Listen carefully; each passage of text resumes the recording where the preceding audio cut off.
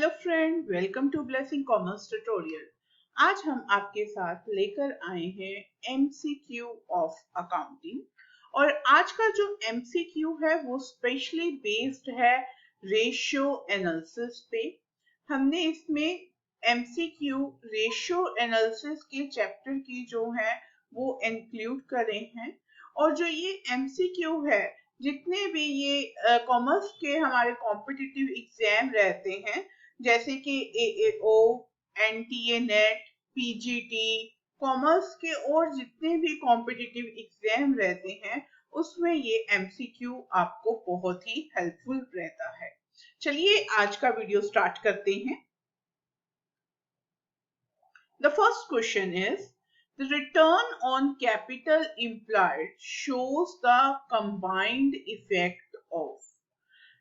जो आपके पास return on capital employed ratio होती है, वो कौन सा कंबाइंड इफेक्ट जो है वो लेकर आती है।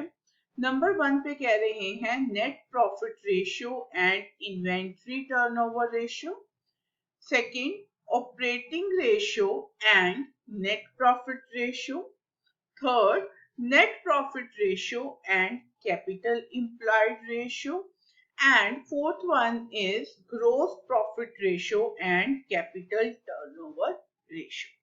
तो देखिए क्वेश्चन हमें बता रहा है कि वो बता रहे हैं रिटर्न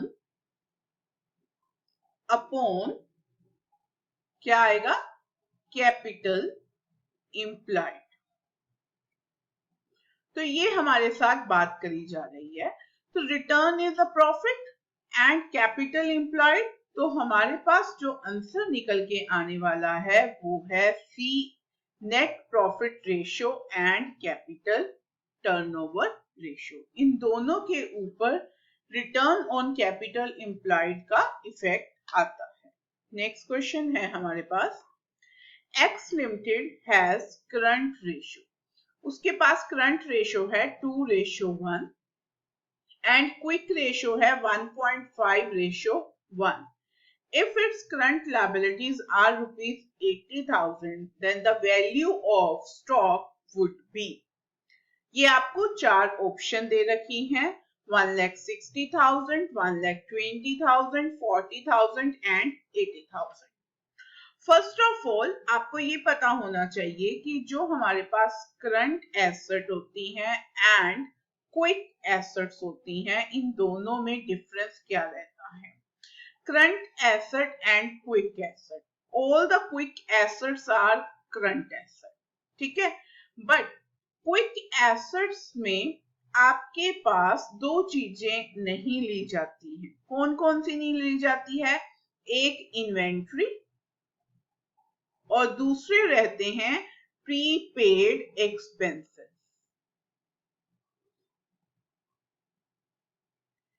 ये एक्सक्लूड करे जाते हैं, ठीक है। करंट एसेट में ये इंक्लूड नहीं होते हैं, इन्वेंट्री और प्रीपेड एक्सपेंसेस।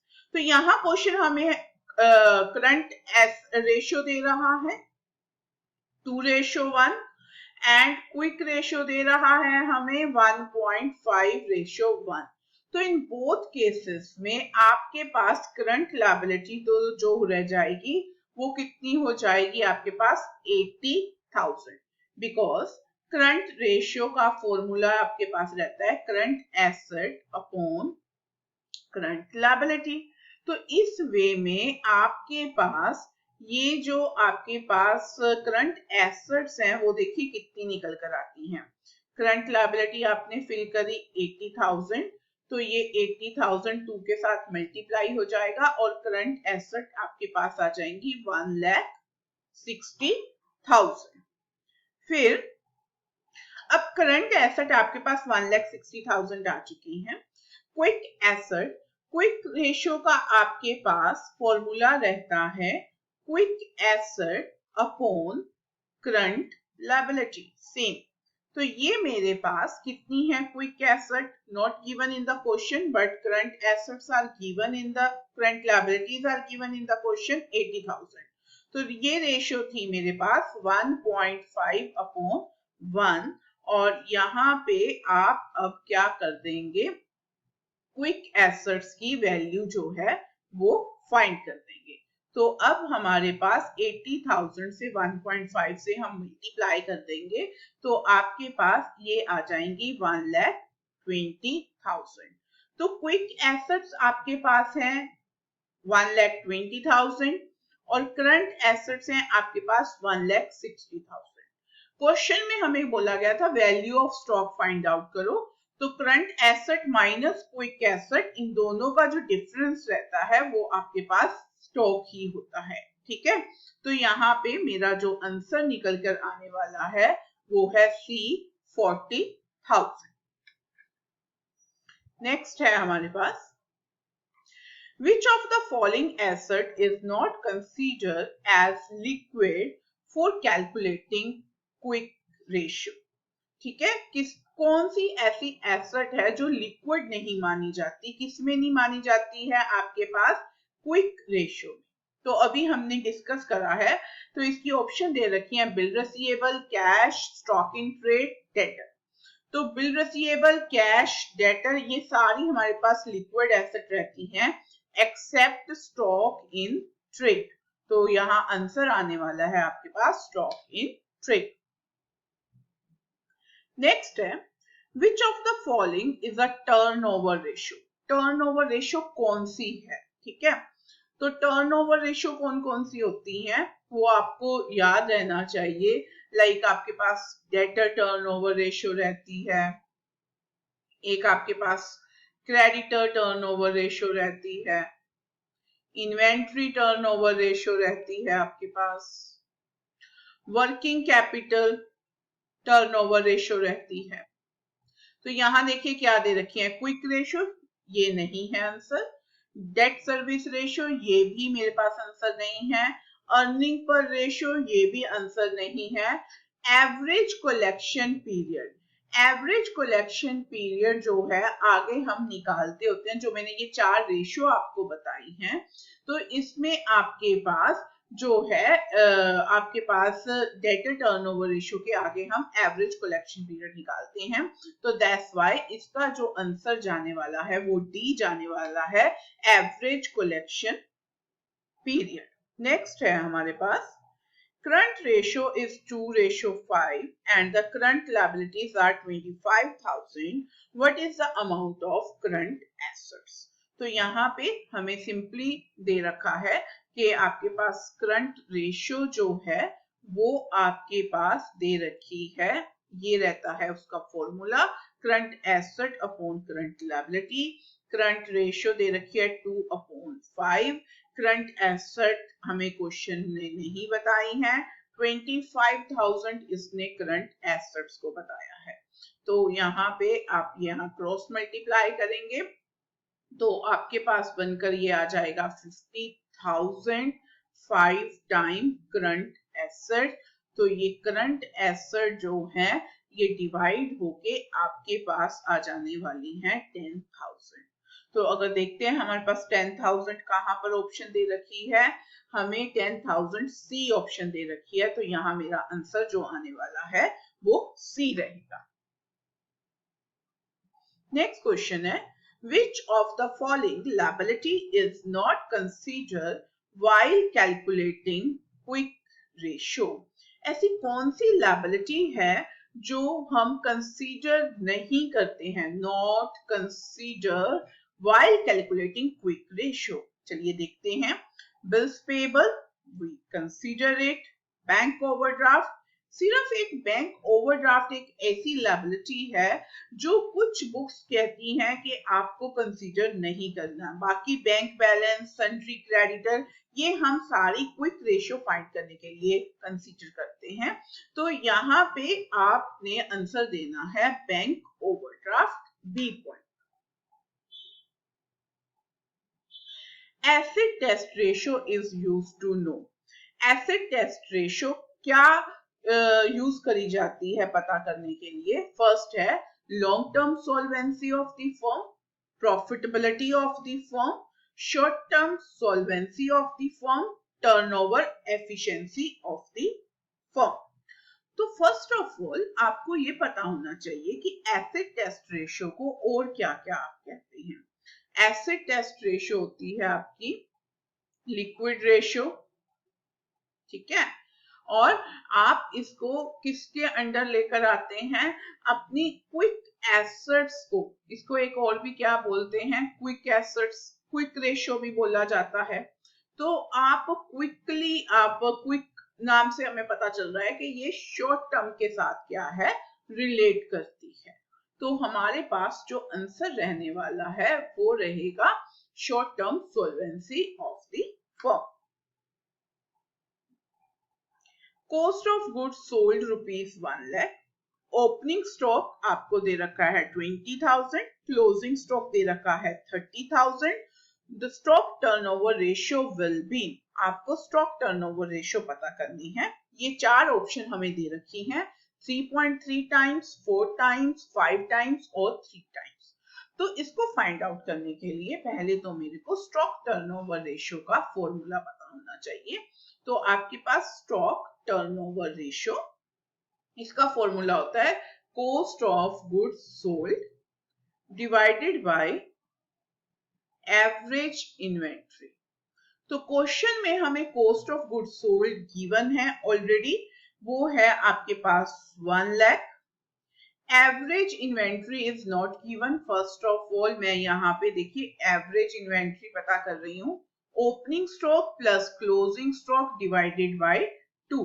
तो opening is 20 and closing is 30,000 divided by 2. 50,000 divided by 2 is 25,000। तो यहाँ एवरेज इन्वेंट्री आ रही है 25,000 और 1 लाख को अगर आप 25 के साथ डिवाइड करते हैं तो आंसर विल बी 4। तो यहाँ पे ऑप्शन आएगी B, 4 times. Next, in case of inventory turnover ratio, which of following is not true? इनमें से कौन सा ट्रू नहीं है? जब भी ये नॉट वाले आते हैं इसको अंडरलाइन जरूर करा करिए, क्योंकि ये हमें कंफ्यूज करने के लिए आते हैं ऐसे क्वेश्चन। तो वो बोल रहे हैं कि जब इन्वेंट्री टर्नओवर रेशियो होती है तो कौन सा इनमें से ट्रू नहीं है। अभी हमने इन्वेंट्री टर्नओवर रेशियो पिछली स्लाइड में ही कैलकुलेट करी है। तो फर्स्ट वो बोल रहे हैं average inventory is the average of opening and closing inventory, तो इट्स ट्रू। इसमें हमें नॉट ट्रू बताना है, तो ये आंसर नहीं है। Higher the ratio higher is the efficiency, very true. जितनी हमारी ज्यादा रेशियो होगी उतनी ही ज्यादा एफिशिएंसी होगी। It shows the level of turnover of the firm, no it's wrong. तो ये रॉन्ग है, तो मेरा आंसर भी यही है क्योंकि नोट पूछा गया था। तो ये लेवल ऑफ टर्नओवर नहीं बताता, ये टर्नओवर की मूवमेंट की बताता है कि हाँ कितनी आपके पास मूवमेंट होती है टर्नओवर। ये इतना नहीं बताता कि टर्नओवर कितनी है, ये उसकी मूवमेंट बताता है कितने टाइम वो मूव होता है, ठीक है। तो ये level of turnover of the firm, ये इसका क्या रहेगा, आंसर रहेगा। नेक्स्ट है हमारे पास Which of the following is not a market test ratio? Market test ratio कौन सी नहीं है इसमें से, ठीक है। तो मार्केट टेस्ट रेशियो में हमारे पास कौन सी आती है, जो हम मार्केट, अपनी जो फर्म की वैल्यू है वो मार्केट में क्या कैसे असेस करवाते हैं। अब देखिए यहाँ पे आपको जो फर्स्ट ऑप्शन दे रखी है रिटर्न ऑन नेट वर्थ, आपकी ही नेटवर्थ होती है, ओनर की नेटवर्थ होती है, उसके ऊपर रिटर्न कितनी आ रही है। फिर वो बोल रहा है earning per share, dividend pay out ratio, PE ratio. तो ये जो 3 रेशियो है ना हमारे पास, these are called market test ratio. ये भी आप लोगों को याद करना होता है, कई बारी क्वेश्चन कुछ और तरह से टर्न होके आ जाता है। तो ये मार्केट टेस्ट रेशियो इनको बोलते हैं। तो यहाँ पे उसने बोला which of the following is not a market turn ratio, तो first is the answer. Next है हमारे पास करंट रेशियो इंक्रीज बाय। पहले तो हमने बहुत सारे सम जो हैं वो करंट रेशियो पे कर चुके हैं। करंट रेशियो होती क्या थी, करंट एसेट अपॉन करंट क्या होती थी, लायबिलिटीज। तो वो कह रहे हैं इंक्रीज किससे होगी, cash receivable from debtor, issue of redeemable debenture, selling the old machinery for cash, converting debenture into equity capital। अब नीचे हमें ये ए बी सी डी में कॉम्बिनेशन दे रखे हैं, तो हम पहले टेस्ट करते हैं कि किस किस से ये करंट रेशियो जो है वो इंक्रीज होती है। देखिए जैसे जैसे डिनोमिनेटर आपका इंक्रीज होगा और आपके पास डिनोमिनेटर जो रहने वाला है वो स्टैटिक रहने वाला है, बिकॉज उसने बोला है करंट रेशियो इंक्रीज बाय, ठीक है। तो ये हम देखते हैं कि अगर आपके पास करंट एसेट इंक्रीज होते हैं और करंट लायबिलिटी स्टैटिक रहती हैं, तो आपके पास जो करंट रेशियो है वो भी क्या होगी, इंक्रीज होगी। फर्स्ट वो बात बोल रहे हैं कैश रिसीवेबल फ्रॉम डेटर। अब देखिए कैश रिसीव हुआ, फर्म के पास क्या होगा, कैश प्लस में होगा और डेटर क्या हो जाएंगे, माइनस में हो जाएंगे। तो इस केस में कैश और डेटर दोनों ही आपके पास क्या है, करंट क्या है, एसेट्स है। तो एक प्लस हो रहा है एक माइनस आ रहा है, तो हमारी करंट रेशियो पे कोई भी इफेक्ट नहीं आने वाला।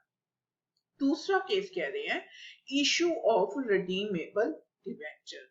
तो जब आप इशू करते हो तो आपके पास कैश क्या होता है, आता है, प्लस होएगा डिबेंचर जो है वो लॉन्ग टर्म लायबिलिटी है, तो इसका यहाँ पे यूज ही नहीं है। तो सिर्फ इसमें क्या हो रहा है, डिनोमिनेटर जो है वो कैश से इंक्रीज हो रहा है। तो एक तो करंट रेशियो इससे इंक्रीज होएगी, सेकंड ऑप्शन। नेक्स्ट बोल रहे हैं selling the old machinery for cash. तो जब आप सेल करोगे तो कैश आएगा, ओल्ड मशीनरी जाएगी, machinery is a fix asset, तो ये हमारी करंट रेशियो में आती ही नहीं है। तो सिर्फ कैश इंक्रीज हो रहा है, तो इससे भी मेरी करंट रेशियो इंक्रीज हो रही है। Converting debenture into equity capital, debenture को इक्विटी कैपिटल में कन्वर्ट कर दिया, तो जो हमारे पास नॉन करंट लायबिलिटी थी वो नॉन करंट लायबिलिटी में ही क्या हो गई है, कन्वर्ट हो गई है। तो यहाँ पे नॉन करंट लायबिलिटी का कोई रोल ही नहीं है। तो अगर इस क्वेश्चन को मैं देखती हूँ तो मेरे पास सेकंड और थर्ड ऑप्शन निकल कर आती है। तो यहाँ देखिए, हाँ जी दिया हुआ है हमें, बी पार्ट में दे रखा है इन्होंने सेकंड और क्या, थर्ड ऑप्शन। तो मेरा आंसर जो रहेगा वो बी पार्ट रहेगा। नेक्स्ट क्वेश्चन है मेरे पास पे आउट रेशियो मींस, पे आउट रेशियो के हम फर्म जो है वो कितना पे आउट करती है, ठीक है। तो यहाँ देखिए ऑप्शन दे रखी है ratio of debtor to creditor, ratio of earning to dividend distribution, ratio of profit retained and distributed, ratio of dividend to market price. तो यहाँ पे जो आंसर निकल के आने वाला है ratio of earning to dividend distribution, जो हम पे आउट करते हैं, P will be the answer. Which of the following ratio is best judge for long term solvency? Long term solvency के लिए कौन सी हमारे पास बेस्ट क्या है, रेशियो है, debt equity ratio, stock turnover ratio, return on investment, fix asset turnover ratio. तो यहाँ पे लॉन्ग टर्म सोल्वेंसी की बात करी गई है, तो सबसे अच्छी जो हमारे पास रेशियो रहती है वो डेट इक्विटी क्या रहती है, रेशियो। तो ए आपके पास आंसर रहेगा। EBIT upon total asset ratio is, ये कौन सी रेशियो रहती है आपके पास, ठीक है, लिक्विडिटी, प्रॉफिटेबिलिटी, सॉल्वेंसी और टर्नओवर। तो इसका आंसर आपके पास आने वाला है बी, प्रॉफिटेबिलिटी रेशियो। नेक्स्ट है if interest charges is rupees 50,000 and interest coverage ratio is 10 times, what is PBIT? यहाँ पे अभी हमें PBIT का मतलब पता होना चाहिए। PBIT होता है profit before interest and tax. Option ये हमें 4 दे रखी हैं, तो पहले हम इसको फाइंड आउट करने के लिए हम इंटरेस्ट कवरेज रेशियो का क्या देख लेते हैं, फॉर्मूला देख लेते हैं। इंटरेस्ट कवरेज फॉर्मूला होता है PBIT अपॉन इंटरेस्ट, ठीक है। तो यहाँ PBIT मिसिंग है, इंटरेस्ट आपको दे रखा है 50,000 और आपको इंटरेस्ट कवरेज रेशियो दे रखी है 10। तो आपने करना क्या है, जस्ट इन दोनों की मल्टीप्लाई करनी है, तो 5 लाख आ जाएगा। क्या 5 लाख यहाँ पे दे रखा है? First is 50,000, 50 lakh, 45 lakh, none of the above. तो इसका आंसर जो जाने वाला है वो डी जाने वाला है, none of the above. This is all about today video. होप करते हैं आपको रेशियो के रिलेटेड काफी समझ में आ गए होंगे। तो आप, अगर आपको ये हमारा वीडियो पसंद आया है, लाइक और शेयर करना मत भूलिए। नए हैं हमारे चैनल पे तो सब्सक्राइब कर दीजिए, सो डेट आपको आने वाली वीडियोस जो हैं उसके बारे में भी पता चलता रहे। Thank you.